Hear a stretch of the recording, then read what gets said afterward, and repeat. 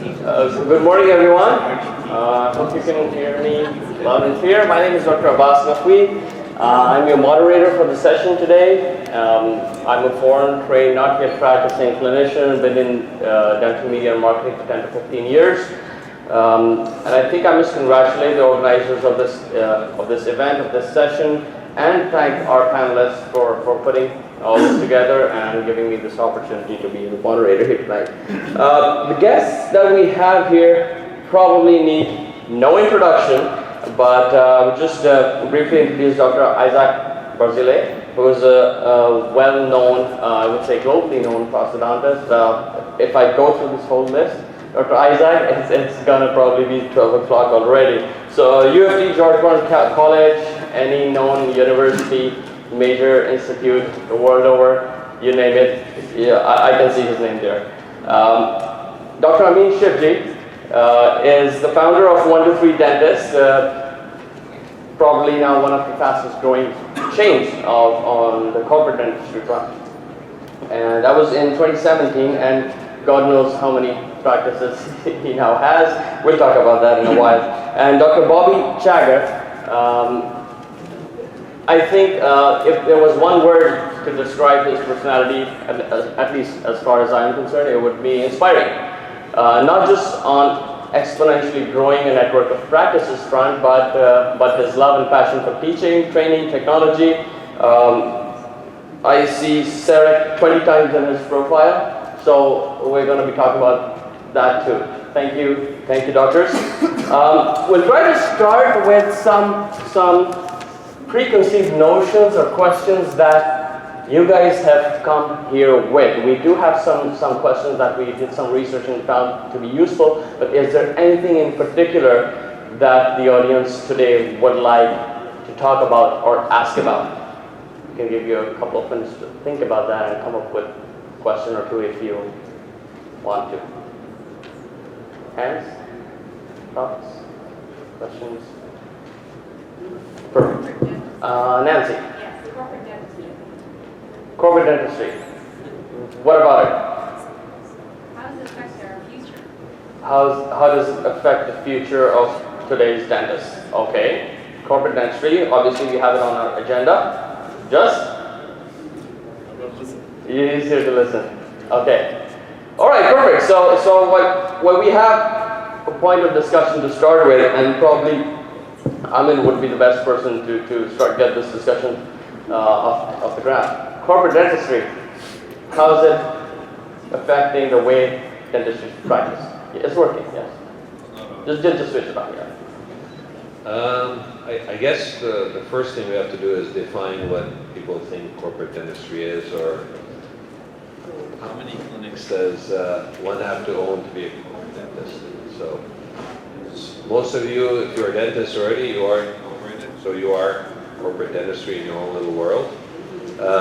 So it can go from anywhere from 5 clinics, 10 clinics. Bobby, I'm not sure how many you have, but let's just say 20 clinics. So there isn't a real definition. Generally, the banks consider somebody to be a corporate dentist after 5. Others would say it's after 10. So let's define it as more than 5. And really, corporate dentistry has been around in the US probably for about 20 years now.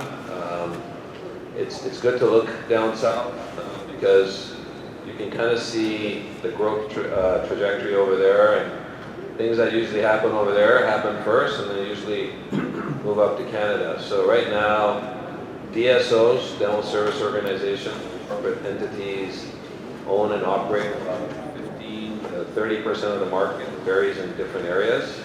So if you take an average, it's probably over 20%. Statistically, they feel that number is going to rise to probably close to 25 to 30% in the next 5 to 10 years. Many of these groups actually do not buy clinics. They actually build their own clinics. They standardize care, they do different things. In Canada, at the moment, again, defining what a corporate dentist is, there's many groups. The larger groups are Dental Corp, 123 Dentists, Ultima Dental, And honestly, if you travel the country as I do, there are many, many groups out there that are 20 clinics, 15 I clinics. was actually speaking with one of the industry major players, one of the top 3 major players, and they were indicating towards a number of 300 corporate entities across Canada. Yeah. Mixed sizes, of course, but Yeah, so the trajectory is, right now, it's probably around 4 or 5% of the market. There's about 15,000 dental clinics in Canada. I think for corporate dentistry, the ones that make sense are probably 3,000 or 4,000 of them. So only about 1/3 of the clinics are something that would be suitable for a corporate entity. So I think the trajectory is there for growth. I think we'll be at the 10% in the next, again, 3 to 4 years, and it'll continue to grow. There's 2 reasons for that. One is private equity money is coming to the market. The second is, right now, dental students are not all gearing towards buying clinics. The simple fact is, a lot of them are millennials. They're interested in a job. They're not interested in ownership. And so the whole industry is really transforming. I don't know if I answered the exact can I question. raise a question, and that would probably shift the discussion towards Bobby, about corporate dentistry being about just the number of practices, Bobby, or the way you handle those practices? When I think of corporate dentistry, I'm going to take a step back for a moment here. You made a comment about private equity, so let's back out of the money aspect for a moment here. If a practitioner or a group of practitioners put a group of offices together, you could possibly call them as corporate entity because they're looking to grow. But the question is, why did they come together? They came together because they wanted to reduce their costs or create some economies of scale. Equipment is extremely expensive. New graduates, when they graduate, they haven't been trained on what they really should be able to do. They don't understand comprehensive treatment or care. And it'll be just too expensive to get into the game of ownership, so to speak. So I look at it and I say, dentists are coming together so that they can have more predictable clinical outcomes by being able to service their patients better, being able to buy more equipment, being able to come together and go to CE. That being said, I will be now the devil's advocate and say, if you're a solo practitioner or a single office or 2 offices and there's a large entity there, that's the best thing that could ever happen to you, because one of the keys for our practice, what we try to do is we try to deliver a patient experience. Let's think of the Ritz-Carlton. We know that it's one of the top hotel chains there is, and when you go to that hotel, you will be given an amazing patient experience. But that won't necessarily be true if you've got 300, 400, 500 offices. How do you deliver that? How do you put that message forward? So take it as an opportunity that there's corporate dentistry out there around you. You will be able to service your patients on a personal level much, much better. But then you've got to find a way to incorporate technology and economies of scale so that you can run your practice as a business, because we're not just clinicians, but we're business people running our practice. I just want to add something to that. I agree 100% with Bobby. That's why we have a very unique model. We have actual ownership at the clinic. So that allows us to have the best of both worlds. It allows us to have the equity we need to buy the equipment and the current and local partners to take care of the patients. Because, again, as a dentist, both of us are dentists, we know at the end of the day, the most important person is the patient. And if you're an owner and you have associates, you all know that associates only go so far, but owners have to do everything else. They have to do it 100%. So this is one of the reasons why we launched our platform. It's very different from some of the other guys. And some things I think Bobby and I are exactly on the same page. Obviously we have some differences, but I think that was 100% on point. Thank you, guys. We have a question. When you feel the capability gaps, when do you think is the best time to, or how do you suggest to think which way to go? Make, buy, or sell it. So you can make your own clinic from or you can buy it. Build by or So, You can have it with Built by or party. so the question is asking is, should you build your clinic or do you buy your clinic? buy or ally. Or ally. Oh, ally, I see, with others. Okay, well, fortunately or unfortunately, I've started several clinics from scratch, so I've had some experience. And I will tell you this, that depending on the market, it is extremely scary to start a clinic from scratch, especially in the GTA. You might see a dentist on every corner. Henry Schein and Patterson and St. Clair will be more than happy to sell you equipment, but they'll set you up, but the patients aren't walking through the door.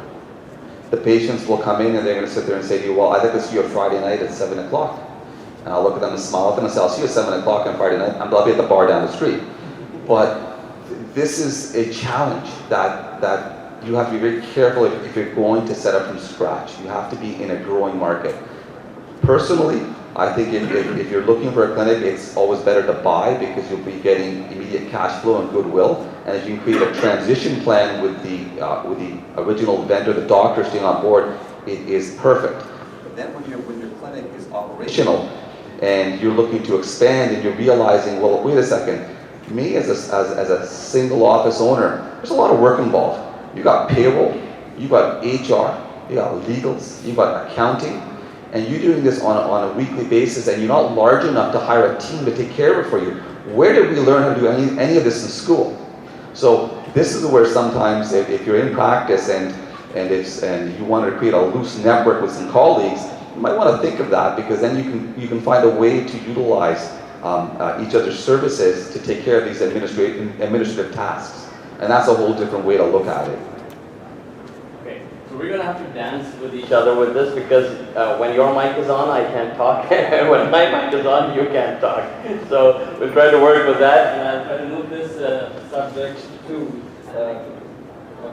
Dr. Izchak now, because you are, as I can see, Mike, an educator at heart. You love talking, teaching, training, and one of the things that Bobby just said was that, and both Amin obviously, that dentistry is as much of a business as it is clinical dentistry, and unfortunately, none of the dentists get educated in their core curriculum, and even once they've, I don't know how many years down the road into this, they realize that what they're missing is, one-on-one business skills.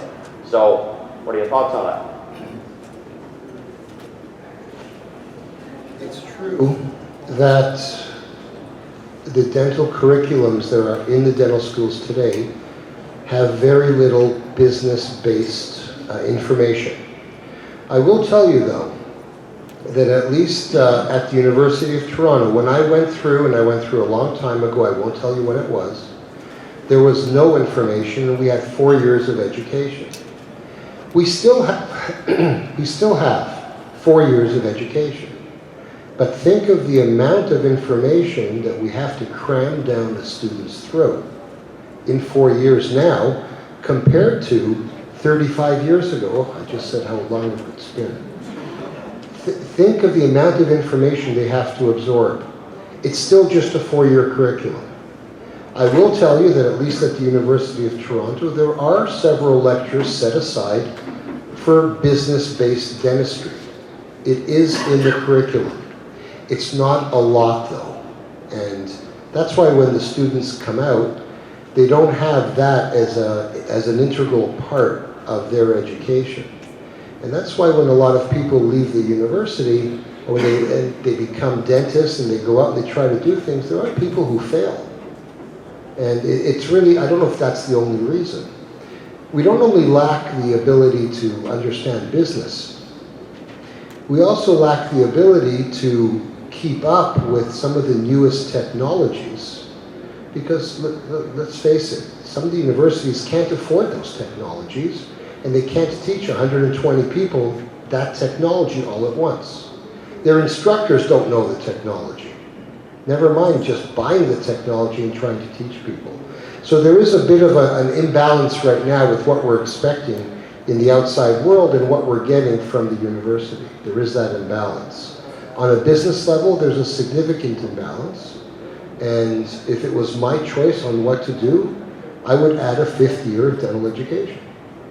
And I would make it something that they learned all these other things other than the basics. But that's expensive.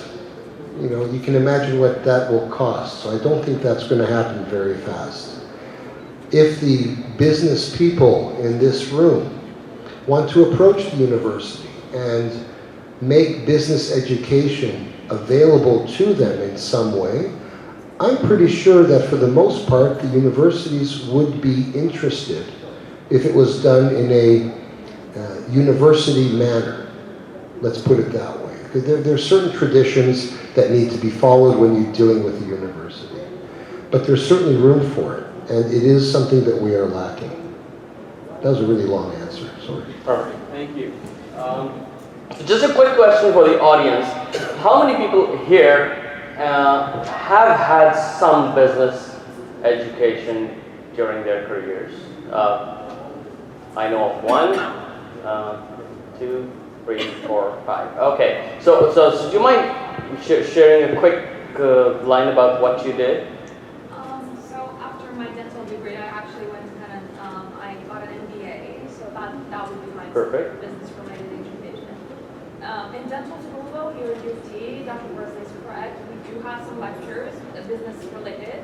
But because they're just so concise, they don't really translate into us being well-versed in running the business in dentistry. And I was actually just talking about an article that I came across that most associates wanting to join an established practice, the top 10 questions that they would ask the principal dentist, none of it is related to how to cut a crown, how to take an impression. It's not clinical. It's all about Understanding the dynamics.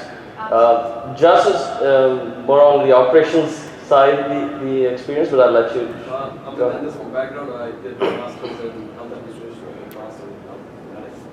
I feel that the new dentists who are coming out of dental school, the first priority is to first understand what dentistry is in clinical side, which the school teaches them, but they do not understand what the practical side of dentistry would be in terms of legal side of it, in terms of the business side of it, and in terms of how the banking would work, how the finance. Yeah, business 101, basic. And then operational side of it, which would be all governance as well. If they want to expand, grow further or more into more practices, then how would that be in the whole scheme of things of what you're trying to achieve in the future life? But I think yes, there's a big gap. So the question that this brings us to, I mean, is and you can share your experience, that when did You realize that, you know, I need to know this, and what do you think, because now you're dealing with many people, owners, associates, at what point in time are they realizing that they need this basic understanding, and what do they need to do about it, and how can they go about, and by the time that we get something done at the university? yeah, so No, I'm working at UBC with some of the students teaching there, and they all want to talk shop, they want to talk business, and I agree. There is unlikely that business will be offered as part of a curriculum at any dental school in terms of a full curriculum. They just don't have the time. One of the basic things that everybody's talking about here, which, you know, it's really common sense. We are dentists. There are advisors out there that can prevent you from having these faults, and you need to use them. It's unlikely, like I said, these business information to get it when you graduate, it's just not going to happen. It's not realistic at this point. But getting a good lawyer, getting a good accountant, paying those people and getting the best is no different than you as dentists making sure patients are not doing extractions at home or fillings. It's not what they can do. So we're trained professionals in non-business, and we're trying to translate it into business. So I can tell you the rates of bankruptcies in dentists or dental offices is skyrocketing across the country. When we graduated, Bobby and I, and everybody else, the cost of a practice was such that you could actually screw up a little bit and still survive. you know, you could buy something at a reasonable price, not be that good at it, and you'd still do okay. That has changed. The pricing of practices is extremely high, right? We buy practices based on the multiple of cash flow or money that's left over or profits, and that number has crept up. And there's no room for error. And really the best advice is, if you don't know, go ask, get a professional. We're dentists, so if you need legal advice, you should have a lawyer that, again, can talk to your colleagues, which ones are... I think there's some element of you don't know what you don't know. Exactly, and that's one of the things that you have to teach at school, right? We get taught what to refer, right? The biggest thing there should be make sure you get advice. Like, you know, I've seen some people that are suicidal because they think there's a practice that's for sale and they keep it very top secret. Like, they don't want to tell anybody else because, you know, it's the best deal. If I talk to somebody else will find out, and so on. No, get the advice. If it's too good to be true, Probably it's not. When I think of the business of dentistry, I mean, I'm going to quickly say this, that let's not talk about, oh, where do we get the best supplies? How do we market? I think in the business of dentistry, there's a portion that you need to learn on how to read a financial statement, on how to find the right advisors. But the key to a successful practice is something that is never taught, but when I say it, everyone will say innately, that's the right thing.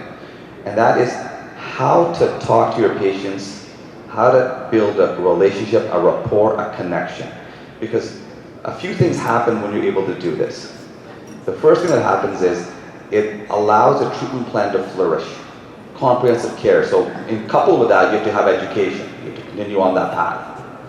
But the second thing that happens is when you build a relationship is the patient won't leave your practice because there's so many other doctors advertising. So you're keeping your patients because the game here is you want to maintain the size of your practice.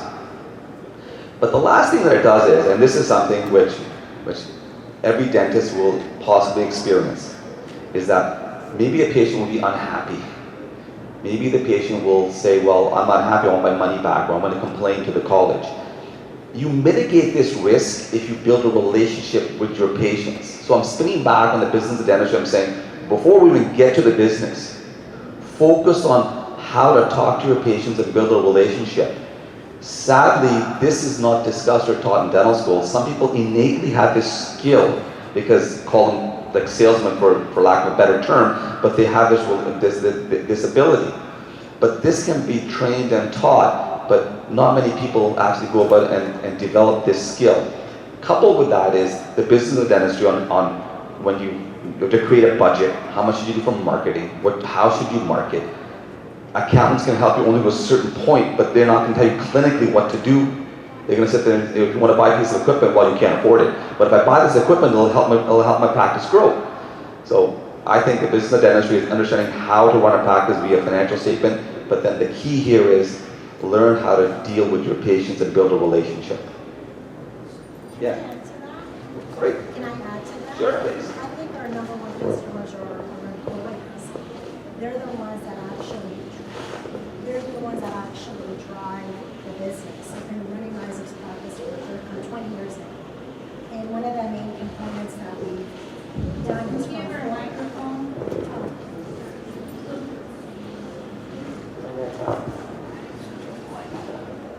I just wanted to add a little bit of what the doctor said, because you're absolutely right. Having a relationship with your patients is essential for your practice.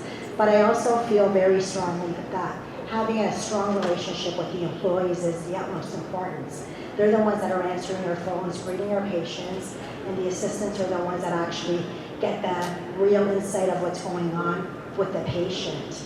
So I feel very strongly like the human resources part of a dental office is probably the most essential for most businesses. Dr. Barzilay and I have been working together 20 years. When we started, we were just such a small practice. We were about 5 people, and now we have over 30 people in the practice.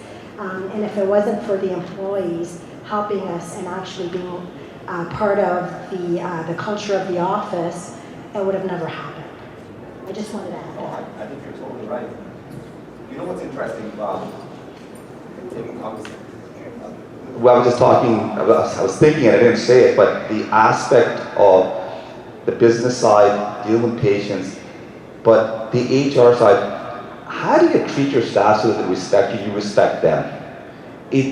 Sometimes some doctors have this godlike mentality, like saying, don't question me, I know what I'm doing. Yet the truth of it is, why does a patient come to a practice? And maybe it's the location, maybe it's the assistant, maybe it's the receptionist, maybe it's the fact that you have coffee at the front desk. I don't know, but I do know that they're coming there for a particular reason, and you have to respect and empower your team to carry your flag, carry your banner. Right? I totally agree with you. So I think this is where, they're saying that what's the difference between a dentist and God? And I think we all are guilty of that. And the difference is that God doesn't think of himself as a dentist. So I think to your point, I do have that HR point coming up. But just before I move to Dr. Barzilay, we're going to talk a little bit about technology and then going towards leadership in HR and soft skills, obviously. How is technology changing the paradigm of how everyday dentistry is practiced? Well, I think technology, it does three things for us in our practice. First and foremost, it aids in diagnosis. It's more objective. Digital radiographs are just one of the things. We have a CBCT we can utilize for diagnosing purposes. So if you're looking for treatment that needs to be done, the key is needs to be done, diagnose really well, and your treatment plan is revealed. That's the first thing. Second thing that technology allows you to do, and this is when we're utilizing, say, digital scanners, whether we're making crowns within the office with CEREC or we're setting up a laboratory, and if anyone's ever done a zirconia crown or a zirconia bridge, please do understand it's made with a CAD/CAM system. So it's prevalent here. But when we're utilizing technology to help us with dental treatment, it allows for more better clinical predictable outcomes, because now we're taking the element of our own hands out of the mix. So you get better outcomes, and anytime you can use technology, it's better for you. It becomes faster. It's like, for example, if you're going to be placing 6 dental implants and you're utilizing guided surgery, maybe you'll be done in 10 or 15 minutes, but you're prepping well in advance of that.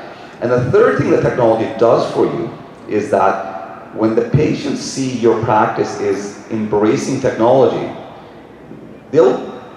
a piece of their mind in the back of their head says, I like it, because we may not need a new cell phone every year, but Apple's bottom line says we're buying new cell phones every year.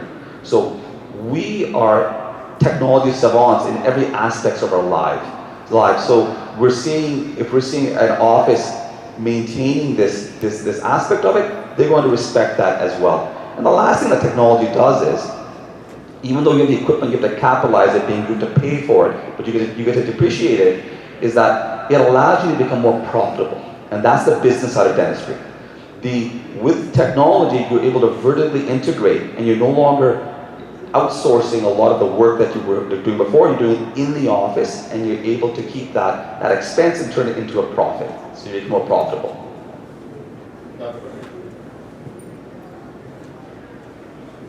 We embrace technology as soon as technology is available. The biggest piece of technology we ever embraced, and I'll tell you about this story, this probably happened about 20 years ago, is, remember the old computer monitors? Those really big things? You actually had to build your desks with enough room to put a computer monitor on the desk. They were huge, really deep. And we decided we were going to change our computer monitors to the really thin ones. Really thin ones in those days, it only had it was a 12-inch monitor. It was thin, and it cost more than 2 computers cost today, just a monitor. The monitors were like $2,000 in those days. And I remember I turned to Mariella, and Mariella said, we're going to change these monitors. And I said, $2,000 a piece, come on. She goes, no, we've got to change them. So we changed them. And it was funny, the first patient that came out of the treatment room, came up to the front desk, looked at these new monitors, turned to me and said, "You guys must be so smart." I said, "What do you mean?" And he said, "Look at these computer monitors." We were smart because we changed a piece of technology. That's all we did. We didn't change anything else. Patient has a perception. The perception is you keep up with technology, you are with the time, and you are carrying what the leading edge is of dental treatment and anything else that you guys do. And that was our very first encounter with dental technology. Now that was on the business end of things. Of course we have an on-site lab, we have lab technicians, we have all kinds of different technologies. But I'll tell you, the technologies that we have are wonderful. We need them. We can't produce zirconia without them. We need them for scanning purposes. And when we first introduced this in our lab, our technicians actually got a little upset. They go, "This is going to take the place of one of your technicians or two of your technicians." And I said, "Well, maybe. At least it won't talk back to me." And our technician looked at me and smiled. But then our technicians quickly realized that using this technology would become much more effective. We have the technology, but without the human hand and the human touch, we cannot produce what we need to produce. It's not pure technology driven. We need to understand that. It's our technicians working with the technology that we provide so we can provide the appropriate service. It's our front desk people working with the technology that we provide to communicate with our patients so that everything runs as smoothly as it can possibly run. And I'm just going to add one more thing, because I'll tell you that with technology, I always turn to my assistants and I go, "Do that scanning thing, I'm leaving the room." And I don't do it. That's the best part about technology, is I don't have to do it. Yet I come out and I see something and I go, "This is really cool." That's what technology does. It makes you more efficient. I can drink more coffee. It's absolutely wonderful.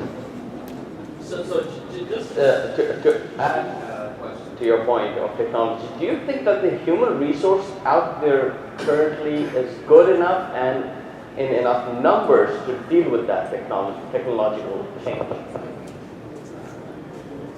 I believe that we have a very good cohort of technologists who, if given the opportunity to become digitally savvy, can easily handle what is out there. The machines and the computers make this a simple process, as long as the people who own the machines allow their technicians to do it. And that goes along not just for the technicians, that goes along for people who work in administration, for people who work as the assistants. And it's my goal to just sit back and come in and say, "Hi, I'm just going to install this," and I'm done. That's my goal. You want to add something to that? I think that as we incorporate technology into our practices, it behooves us, and the most important thing there is to bring our team on board, train them, teach them, have them understand it, because it comes back to the point here is where you have your assistant scan for you, is that they're able to do it effectively. I know our team is extremely bright, extremely savvy when it comes to this, but when they have understood it and are able to utilize it, then something remarkable happens. What happens is they'll utilize the technology. How many times has a dentist gone to a course or on a weekend, come to the office on a Monday morning and say, "We're going to do this." They're really excited. But by the afternoon, it's over. But when the team is on board and they understand it, then the technology is utilized. And I think that's the key here. The entire team has to be on board and utilizing the technology, and growth will occur in the practice. Bobby, you're absolutely right. I don't go to meetings unless I take my staff with me, because I don't remember what goes on at the meeting. They remember what goes on, and they're the ones that transfer the information. I just want to be on coffee. Okay, so we've spoken about I technology. just want to add something if you don't mind. What we're talking about is actually the very tip of what's going to happen. I don't think anybody understands what the future looks like. Bobby's at the forefront, but I can tell you very quickly, as rotary endo files have changed endodontics, digital dentistry is going to change how you treat a patient. You're going to be able to share data with your colleagues and collaborate on almost anything you want to, as we embrace the technology. You can take pictures, take the scan, you've got a CBCT, you can export that to anybody around the world to get feedback on how to treat somebody. And that's something, again, when we graduated, again, I wasn't using film x-rays and just the x-rays going digital was up here. And now, this whole change in the paradigm shift, it's going to be mind-blowing for you have no idea. But that's just the dental part. The other part that we talked about was the business. The business of dentistry is changing rapidly because of technology. You're going to have programs with AI that can help you book appointments when you're not there, fill gaps when your office manager can't pick up the phone. There are programs out there, Bobby was touching on how to communicate. Well, there's programs out there that record what you're talking to a patient about on the phone. If they don't book, you'll get an email with that recording telling you what wasn't said, what was said wrong, and then videos to how to improve that. So these are things, again, that are just in places that, again, if you don't attend all the conferences, you're going to miss it. And just even managing the clinic. There's programs out there that get embedded that can now give you information on where the gaps are. And it's no longer corporate dentists or corporate dentistry that has that information. Every single clinic can get it. Thank you, Amin. So we talked about technology, its implementation, basic business skills, relationship development, which Bobby was referring, yeah, probably that was stop for a second. And now, Amin, we come back to the question of leadership, managing your team, and setting the right expectations, and how do you deal with the dynamics of team management, motivation, and retention. Patient retention is one thing, but staff retention is another. Yeah, so, I wasn't a corporate dentist all my life. I was a partner with many dentists. That's how my business has been. I graduated and I partnered with somebody, and I've had partners since I graduated. So, and that's how we grew 123 Dentists, and we basically launched in 2017 because we thought it was the right way to go to create this hybrid model where we can basically have a mix of ownership and some corporate structure in the back to support the dentists. But we're talking about human resources, we're talking about culture. In our network, we collaborate. Staff are very important. One of my regional managers, Betty Ann, is here, and she'll tell you I have let associates go before I would lose any of my staff. They're the most valuable people for me. Having said that, some staff don't belong in a certain situation. You sometimes have somebody, you've got a square instead of a round thing, and you need a round thing. So we always try and find another office for them. We never let them go outside of our group. And it's something, again, we're very decentralized in the sense that we have regional managers and managers at the office. If people don't fit, they find another place for them. But finding people right now is one of the biggest things that everybody wants to talk about. When I go to meetings, when we have group dinners, everybody's like, are you going to be able to find me people, or HR? Are you going to? And there's other groups out there that are going to say, yeah, we can find it. No, there's no people right now, guys. There's a shortage across Canada. It doesn't matter who you are and how much you pay, there's a shortage. Can I ask you a question on that? It's an opinion that I have, it's a perception I have, and it might be right or wrong. Because we know that it is a fact that there will be no more people ever as fast as we want them, are we doing enough to improve the ones that we already have instead of constantly looking for more or more? Because there is a shortage, there's a shortage of staff, skilled and qualified staff. There's many people, but the people that you want. So are we spending enough time and effort in improving the ones we already have? No, we're not. We're all busy, chasing ourselves around in circles because we all work hard. There's very little time even for the staff to attend CE. Everybody's running, chasing. And not just for the CE count. No, I know, but that's what I'm saying. But in order to have a process to teach or to learn, you need time. And unfortunately, there's a lack of time. But again, there's two things happening. We talked about technology. Technology, if embraced properly, should alleviate some of this pressure for people. Just like getting zirconium crowns milled, the lab tech didn't get fired. He's doing other things. So in the dental office, getting the right software, getting the right technology is going to reduce how many people you need, but also make them better. Right? They're going to be able to do more things. I think that when we talk about our staff, talking about hiring, we need to empower our team.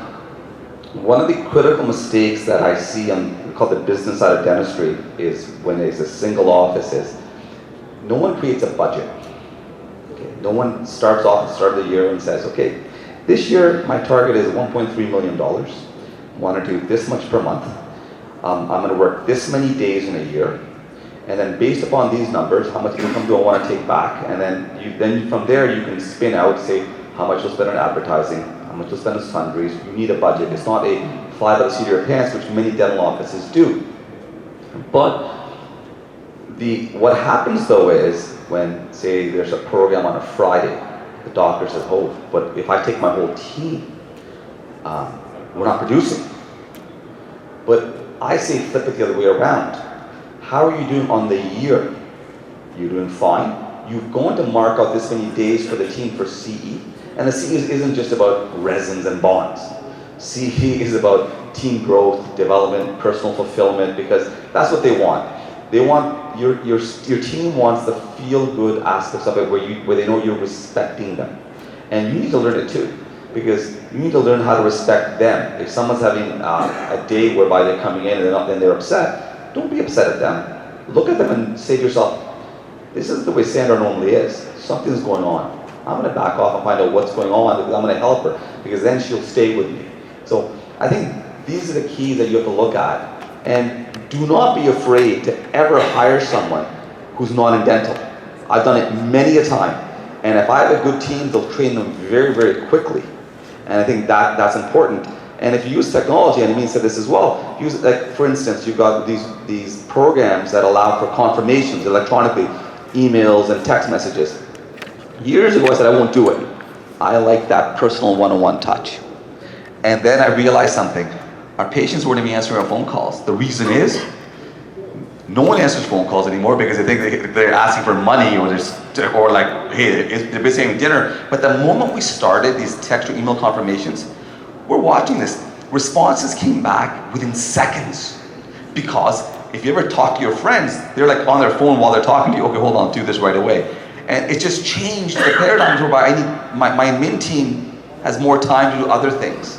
But we can't take away from the fact that we need good hygienists and assistants. So use technology, treat your team with respect, create a budget so you know you can get out of the office, you can train them. I think if you do these things, it'll help your business.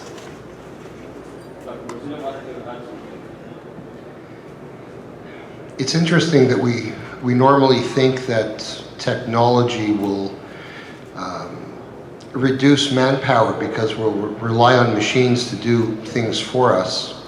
And initially when you look at it, you think, yeah, well, maybe that's the case. But I don't know, from our own experience, and again, it's a large practice, but every time we've introduced technology, along with introducing that technology, we have had to increase our staff as opposed to decrease our staff. And for the cost of increasing our staff, we've more than covered that by the increased income that together with the new technologies this has happened. So in fact, I don't look at technology as reducing staff. I look at technology as being able to produce more and produce it in a better kind of way. And sometimes we take in more staff, but it more than pays for itself. Technology is a wonderful thing. It really is. I'll take it from what Dr. Chagger said. Empowerment is great cliche of leadership. But well, I was managing a few hospitals before, and I had a huge team with me. But I always gave career transitions. In dental, would not a dental assistant like to become a hygienist? Would not a hygienist like to become a dentist? Would you ever Or an ortho-hygienist or a restorative hygienist. You can move on in the career. Would you not like to give them a transition? Would you not decide them what they can or would be tomorrow? That's interesting. You say, does everyone want a professional growth aspect of it? Well, I think some would, many wouldn't. And the reason is, dentistry is interesting. A lot of my hygienists work 3.5 days a week because they have families, they're taking care of their children, and they want no more. They're happy. Assistants, same aspect of it. But now I have had assistants, even hygienists, who they've shown the penchant for growth, and I've allowed them to grow and move up in the company, so to speak. But I think a good number, a good percentage of my team, sure, they want to be paid more money. Sure, they like more responsibility if it doesn't take too much out of their day. But the dental office is a part-time place for them because their real world is their family at home.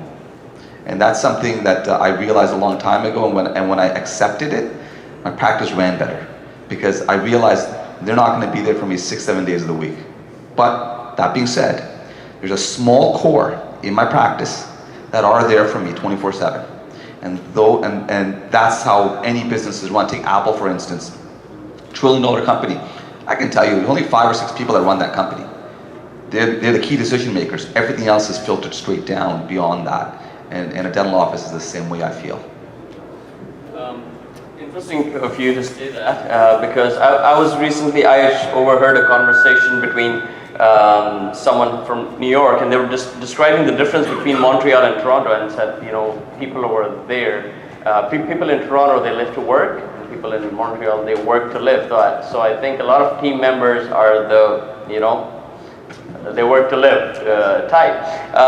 But with that said, when we talk about the needs of the everyday dentist, when we talk about the staff management needs, business one-on-one needs, technological needs, there's a lot of help out there, as Amin said, that comes in different shapes and sizes in terms of consultants and other companies that say, or people, experienced management people who say they can come in and help you with.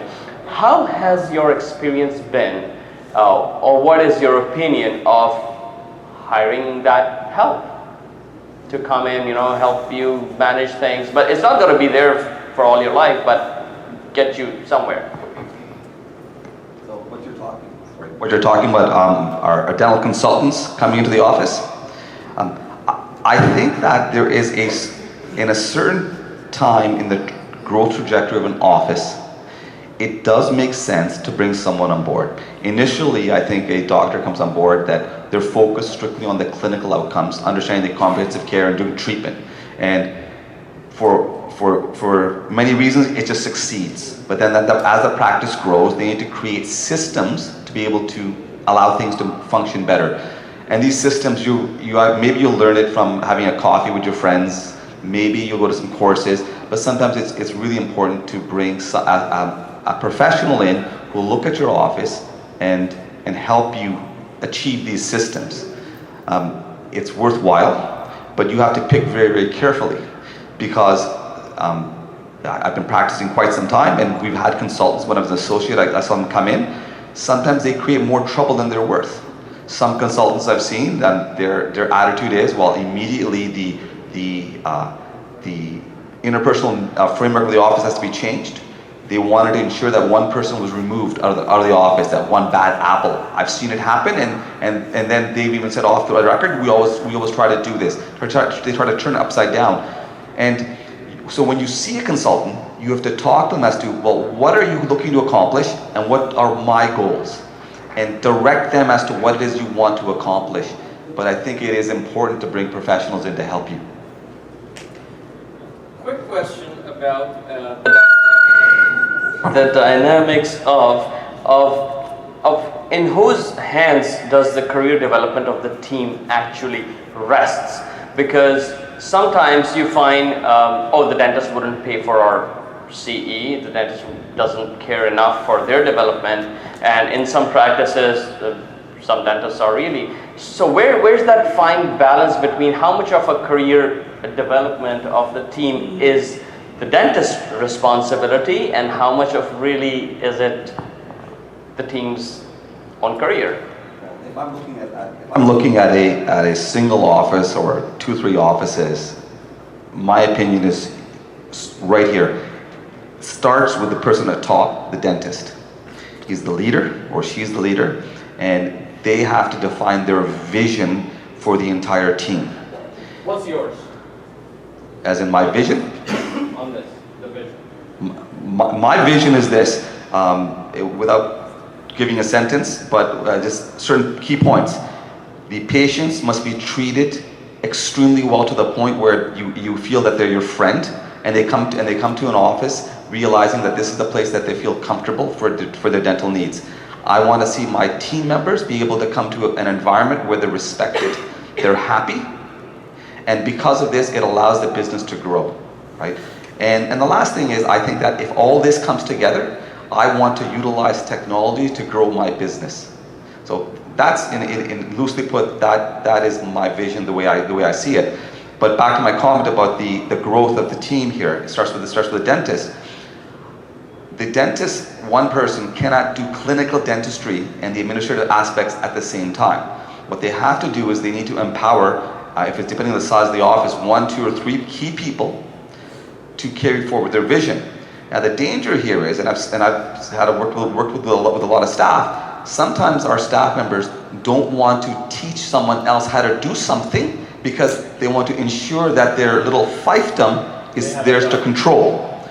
And immediately you want to talk to your team, and this is now about interpersonal relationships. We need to identify what's running in their mind sometimes is that if you train someone to do something more, they're not going to take over your job, but your career will now elevate. And if they recognize that in my business, as we grow our practices, that as they train others to do other tasks, they will rise in the company and be involved in our growth. And I think that's what I wanted to drive at. I think our goal should be to make our staff smarter than we are. At the end of the day, that's what needs to happen. Our staff need to be smarter than we are. And if that means sending them on courses, covering the costs of courses, bringing courses to the office, whatever it takes, they need to be elevated to a place where they feel comfortable and they feel empowered. And that's just going to make the practice run better, and that's going to make our lives easier. So we need really, really smart people, smarter than we are. Amin, and we conclude with your message. Well, I think they both put it really well. So we definitely need to play a role in making sure our staff are educated. And can you just briefly highlight what 1-3 Dentist is doing as a corporate strategy to cater to that? well, you know, we have a partnership model. So as much as I'd like to say we have a corporate strategy, we have actually an individual clinic strategy as well. And really our partnering dentist makes most of those decisions.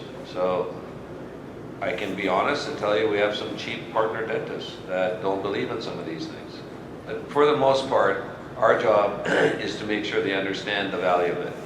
And if we can, you know, get that information to them, and the best way to do that is show them other clinics that perform really well by doing the right things. And that's kind of the uniqueness about, again, having a larger group. You know, I don't like to call ourselves corporate, because I think everybody really is corporate. We are just a larger group working together, collaborating, and helping each other. So when we see things not working, we actually have examples of ones that are working, and our goal is to make sure people can see those examples and then translate it into their own office. And that's no different than bringing in consultants. We just do it in real time, in real life, because we have examples of awesome, okay, and not so great. Perfect. Thank you, Amin. And the last couple of minutes, we'll take the opportunity to see if there's any more unanswered questions from the audiences. Any questions, comments, feedback? No. So either it's been amazing. What's your take on the brokers who are selling practices? You want to be aware or beware of? I think the brokers, they serve a wonderful need in the sense that they allow a doctor to understand what the value of their practice is. Unfortunately, I think that the system is completely flawed. And this is my 2 cents on it, I'll tell you. If I had a house and I want to sell it, I will hire a listing agent. And there will be, when an individual wants to buy the home, they have an agent representing them, and they split the commission. In the way the model is right now, the broker handles the buy and the sell. I see a complete and utter conflict of interest in terms of this purchase price and the sale price that they're offering. And so that's what I feel about brokers. Do they serve a need? Yes, but I think that there needs to be another broker involved where they split the commission. I want to add to that. I think I agree with Bobby. They do serve a purpose, but again, if you've done enough transactions like Bobby has and I have, it's unfortunately just a game with them, right? They don't really use normal accounting principles to come up with values. They simply work with the seller. The seller tells them, I want X. They figure out how to make the valuation equal X. One of the things that corporate dentistry has done, which is extremely positive, is actually made these types of transactions based more on financial information rather than just subjective information. So, unfortunately, practices that are very small sell for a pretty penny, but sometimes they're just not worth that price. But the reality is, that's what the guy wants to sell it for. The broker actually works backwards to come up with how to make that work. And I agree. It should be something that, there should be a buyer represented as well as a seller represented. And the system is completely flawed, for sure.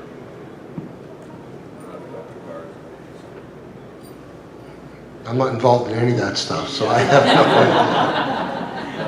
Thank you, doctors. Thank you, our audiences. Thank you for your wonderful inputs and questions.